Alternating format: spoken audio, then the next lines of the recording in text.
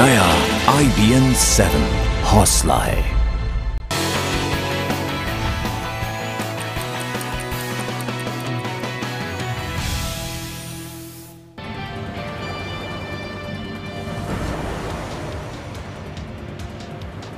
देश दिन भर में सबसे पहले ये बड़ी खबर, ये जो कांस्टेबल आपको दिख रहा है, ये दिल्ली पुलिस का कांस्टेबल है। ईंट से महिला को मारता हुआ आपको नजर आ रहा है। छोटी सी बच्ची को आप देख रहे हैं स्क्रीन में, वो कैसे घबरा कर इधर उधर भाग रही है। पुलिस कांस्टेबल ने ईंट महिला को मारी और इसके बाद ये वीडियो ले लिया गया। एक ड्राइवर ने ये वीडियो लिया, जिसके बाद ये टीवी चैनलों पर दिखाया गया। उसके बाद अभी अभी खबर ये आ रही है कि इस ट्रैफिक कांस्टेबल को बर्खास्त कर दिया गया है। इस वक्त हमारे संवाददाता संदीप हमारे साथ फोन लाइन पर है। संदीप, ये बताएं, काफी तेजी से कार्रवाई हुई है इस मामले में?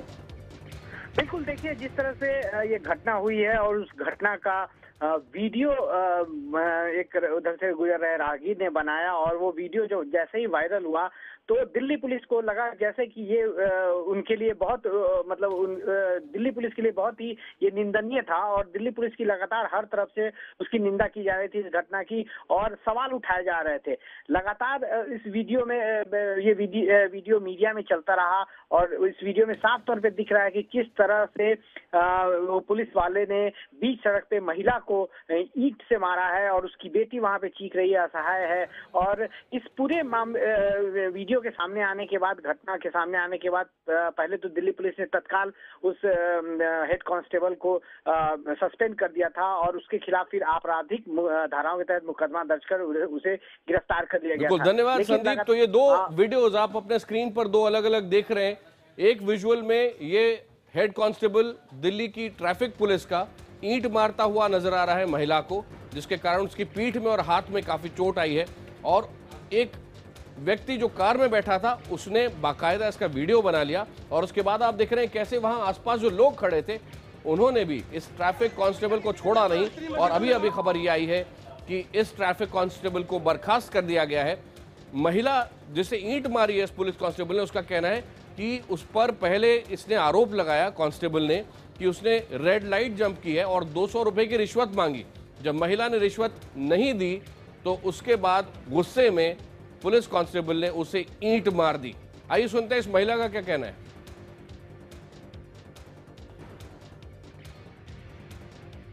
कहता 200 रुपए का चलाना। मैंने कहा तो 200 रुपए आप काट दीजिए, पर्ची दीजिए। कहता पर्ची नहीं मैं आपको दूंगा, आप पैसे लेके आप जाइए, बस ये शुक्र करो कि मैं आपको छोड़ रहा हूँ। मैंने कहा छोड़ रहे हो तो ठीक भैया, मैं तो आपको स्लिप दो, नहीं तो आप मेरा ना कोर्ट से घर भेज दो चालान। कहता नहीं ऐसे नहीं होगा।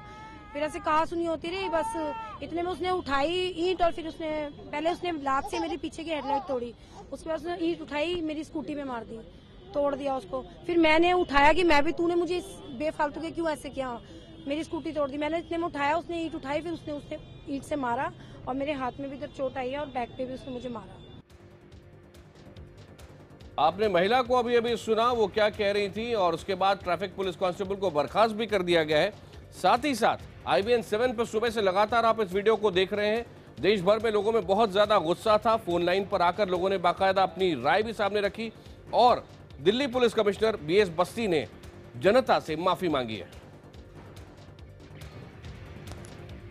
मैं दिल्ली पुलिस के बिहाफ पर और अपने बिहाफ पर और हमारे हर पुलिसकर्मी के बिहाफ पर इसके लिए खेद प्रकट करता हूं। देश दिन भर में अब आगे बढ़ते हैं, लेकिन आपको बताते चले और कौन कौन सी खबरें हमारे साथ हैं। AIADMK की प्रमुख J. जयललिता की रिहाई पर तमिलनाडु में जोर शोर से आज जश्न मना है। दिल्ली में DTC के बस ड्राइवरों की हड़ताल के कारण लोगों को काफी दिक्कतें उठानी पड़ी। संसद में आज गृह मंत्री ने बाकायदा ये बात कही कि अंडरवर्ल्ड डॉन दाऊद इब्राहिम पाकिस्तान में ही है, लेकिन पाकिस्तान ने इससे इनकार किया है। सबसे पहले आइए चलते हैं तमिलनाडु पर, जहां मुख्यमंत्री जयललिता के लिए आज का दिन बड़ी राहत लेकर आया है। लेकिन विपक्ष की DMK ने कोर्ट के फैसले पर सवाल उठाए हैं। प्रधानमंत्री ने जयललिता को बधाई दी है। एक बात साफ है कि इससे जयललिता के एक बार फिर मुख्यमंत्री बनने का रास्ता साफ नजर आ रहा है। तमिलनाडु के पूर्व मुख्यमंत्री और AIADMK प्रमुख जयललिता को मिली राहत से उनके समर्थकों में जबरदस्त खुशी है। फैसले के बाद समर्थकों ने कोर्ट के बाहर ही जश्न मनाना शुरू कर दिया। जयललिता को आय से अधिक संपत्ति मामले में कर्नाटक हाईकोर्ट ने बड़ी राहत दी है। हाईकोर्ट ने अम्मा की 4 साल की सजा को रद्द कर दिया है। कर्नाटक हाईकोर्ट ने विशेष अदालत की दी गई सजा को खारिज करते हुए उन्हें बरी कर दिया है। जयललिता और उनके साथ 4 आरोपियों को कोर्ट ने रिहाई दी है। कर्नाटक हाईकोर्ट के फैसले को अम्मा ने न्याय की जीत बताया है। 27 सितंबर 2014 को विशेष अदालत ने जयललिता को आय से ज्यादा संपत्ति अर्जित करने के जुर्म में 4 साल की सजा सुनाने के साथ 100 करोड़ का भारी जुर्माना भी लगाया था। कांग्रेस ने जहां अम्मा को बधाई दी है, तो वहीं बीजेपी नेता सुब्रमण्यम स्वामी ने फैसले पर हैरानी जताई है। हाँ, मैं उनको बधाई देती हूँ। अब कोर्ट ने तय किया है और कोर्ट ने कहा है कि और वो जो बहुत जल्द मुख्यमंत्री फिर से बनेगी। It's surprising this judgment, and we have to study it to find out where the judge has relied on, because he has to give an argument. यहाँ दिल्ली में DDC के कर्मचारियों की आज हड़ताल थी, जिससे लोगों को काफी परेशानियों का सामना करना पड़ा। जहां तक परिवार का सवाल है, उनका कहना है कि 5 लाख का मुआवजा काफी नहीं, उन्होंने 1 करोड़ रुपए के मुआवजे की मांग की है और दिल्ली सरकार ने बीजेपी पर राजनीतिक रंग कर देने का मौके का फायदा उठाने की कोशिश बीजेपी की करार दिया है इस पूरे मामले को। दिल्ली में DTC बस यात्रियों को भारी दिक्कतों का सामना करना पड़ा। रविवार को दिल्ली के मुंडका इलाके में DTC बस ड्राइवर की पीट कर हत्या कर दी गई थी, जिसके बाद DTC बस ड्राइवरों ने हड़ताल का ऐलान कर दिया। ड्राइवरों ने मारे गए बस ड्राइवर के परिवार वालों के लिए 1 करोड़ के मुआवजे की मांग की है, जबकि दिल्ली सरकार ने 5 लाख मुआवजा और परिवार के एक शख्स को नौकरी देने का ऐलान किया है। दिल्ली NCR में DTC की 4000 बसें चलती हैं, जिनमें से 1100 स्कूली बसें हैं। DTC कर्मचारियों ने कल दिल्ली के परिवहन मंत्री गोपाल राय का भी घेराव किया था। गोपाल राय ने घटना को राजनीतिक साजिश बताया है। परिवार के लोगों को घेरे में रखा गया है, उनको पोस्टमार्टम करने भी नहीं जाने दिया जा रहा है, जिससे लाश पर राजनीति की जा सके। इस घिनौनी हरकत की हम निंदा करते हैं, लेकिन जिस तरह से ये राजनीति भारतीय जनता पार्टी करने की कोशिश कर रही है, वो निंदनीय नहीं है। दिल्ली के CM ने पूरे मामले पर रिपोर्ट मांगी है, तो वहीं बीजेपी ने दिल्ली सरकार को दिल्ली में अराजकता के लिए जिम्मेदार ठहराया है। डेमोक्रेटिक डिक्टेटोरियल अप्रोच, अराजकता की फीलिंग, स्वेच्छाचारी, मैं जो कहता हूं वो सही है, और एक अलग तरह की राजनीति, एक अलग तरह का राजनीतिक प्रशासन हमको आज दिल्ली में देखने के लिए मिल रहा है। DTC के जिस बस ड्राइवर को पीट कर मार डाला गया है, आइए सुनते हैं उसकी पत्नी का क्या कहना है। मेरे आदमी की जी जो मौत हुई है ना जी, वो अपनी मौत नहीं गए हैं जी, उनको जबरदस्ती मारा गया है जी। आप सब जानते हो जी, बहुत बुरी तरह मारा गया जी उनको। मेरे बेटे को नौकरी भी चाहिए जी, मेरा इलाज भी होना चाहिए जी, हमें कुछ चाहिए भी जी, मेरे बेटे की पढ़ाई है जी, हमारा सब कुछ है जी, हमारे पास कुछ भी नहीं है जी। हम तो कंगाल हो गए जी, हमारा तो जो कुछ था उससे लग गया जी, कुछ भी नहीं है जी हमारे पास। हम तो बिल्कुल कंगाल हो गए जी, हमें जी कुछ भी दे दिए, हमें इंसाफ चाहिए जी, हमें इंसाफ चाहिए।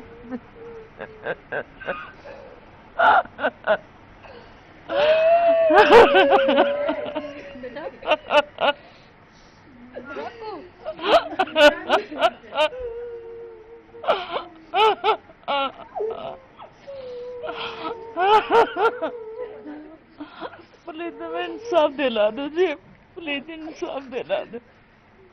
उन आदमियों को जी सजा देनी चाहिए, बहुत बुरी सजा मिलनी चाहिए। परिवार गमजदा है और इस बारे में जानकारी हम आपको आगे भी देते रहेंगे। उधर दाऊद इब्राहिम के मामले को लेकर भारत और पाकिस्तान एक बार फिर आमने सामने है, जहां संसद के अंदर गृह मंत्री राजनाथ सिंह ने कहा कि दाऊद पाकिस्तान में ही है और उसे किसी भी कीमत पर भारत लाया जाएगा। वहीं पाकिस्तान का कहना है, और पाकिस्तान के हाई कमिश्नर जो भारत में अब्दुल बासित, उन्होंने खुद कहा है कि पाकिस्तान में दाऊद इब्राहिम नहीं है। अंडरवर्ल्ड सरगना दाऊद इब्राहिम पर गृह मंत्री राजनाथ सिंह ने संसद में बयान दिया है। राजनाथ सिंह के मुताबिक दाऊद पाकिस्तान में ही है और उसे भारत लाया जाएगा। उनके मुताबिक दाऊद पर भारत ने पाकिस्तान को कई सबूत दिए हैं, मगर पाकिस्तान लगातार झूठ बोल रहा है। भारत के पास उसके पाकिस्तान में मौजूद होने की विश्वसनीय सूचनाएं हैं। अध्यक्ष महोदय, दाऊद इब्राहिम के पाकिस्तानी पासपोर्टों और पाकिस्तान में उसके कथित पतों सहित उससे संबंधित अन्य ब्यौरा समय समय पर पाकिस्तान को इस अनुरोध के साथ मुहैया कराया जाता रहा है कि वे उसका पता लगाएं और उसे भारत को सौंप दें। वहीं भारत में मोस्ट वांटेड आतंकी दाऊद इब्राहिम पर एक बार फिर पाकिस्तान का फरेब सामने आया है। पाकिस्तान ने दाऊद इब्राहिम को वॉच लिस्ट में नहीं रखा है। इस्लामाबाद इंटरपोल डिवीजन के मुताबिक पाकिस्तान ने भारत से मिली जानकारियों को दरकिनार कर दिया है और दाऊद की निगरानी नहीं की जाती। पाकिस्तान के इमिग्रेशन रिकॉर्ड में भी उन पासपोर्ट्स पर जानकारी नहीं है जिनका इस्तेमाल दाऊद करता है। वॉच लिस्ट में न होने की वजह से दाऊद बंदरगाह और एयरपोर्ट पर बेधड़क आता जाता है और उस पर शिकंजा नहीं कसा जाता। बता दें कि दाऊद के खिलाफ रेड कॉर्नर नोटिस जारी है। इसका मतलब ये कि सदस्य देशों को उसके पासपोर्ट या दूसरी अहम जानकारी साझा करनी होगी। राम मंदिर पर गृह मंत्री राजनाथ सिंह के बयान को लेकर विपक्ष ने सीधा हमला सरकार पर बोला है। दरअसल राजनाथ सिंह ने ये कहा था कि चूंकि राज्यसभा में बहुमत सरकार के पास नहीं है, इसलिए राम मंदिर बनाने में अड़चनें पेश आ रही हैं। मोदी सरकार में एक बार फिर राम मंदिर का मुद्दा उछला है। इस बार चर्चा छेड़ी केंद्रीय गृह मंत्री राजनाथ सिंह ने। रविवार को वो अयोध्या में रामलला के दर्शन करने पहुंचे थे। इसी दौरान उन्होंने कहा कि राज्यसभा में बहुमत की कमी राम मंदिर बनाने के आड़े आ रही है। आपको मालूम है कि कहीं भी हमारा राज्यसभा वगैरह में कोई बहुमत नहीं है। राज्यसभा में बहुमत होगा तो बहुमत लाएंगे। अब क्या होगा, काल्पनिक प्रश्नों का उत्तर नहीं दिया करता है। राजनाथ सिंह के बयान के बाद अखाड़ा परिषद के अध्यक्ष महंत ज्ञानदास ने कहा कि सितंबर के बाद अयोध्या विवाद सुलझ जाएगा। फिलहाल वो आपस में चल रही बातचीत का कोई ब्यौरा नहीं दे सकते हैं। राजनाथ सिंह के बयान को विपक्षी दलों ने अहम समस्याओं से ध्यान हटाने की कोशिश करार दिया है। तो मैं समझती हूँ कि खास तौर से सेंट्रल गवर्नमेंट में कोई भी वरिष्ठ मंत्री है तो मेरे ख्याल उनको थोड़ा इस किस्म के बयान देने से बचना चाहिए। एनडीए सरकार का साल भर गुजर गया, इन्होंने कुछ नहीं किया, तो इधर उधर की बातों में अपना ध्यान बांटना चाहते हैं। ये तो खुद कह चुके हैं कि राम मंदिर हमारी प्राथमिकता में नहीं है और इनके एजेंडा में भी नहीं। आपको बता दें कि लोकसभा चुनाव से पहले बीजेपी ने जो चुनावी घोषणा पत्र जारी किया था, उसमें अयोध्या में राम मंदिर निर्माण का जिक्र भी था। अभी वक्त है एक ब्रेक का, जल्द ही लौटते हैं कुछ और खबरों के साथ।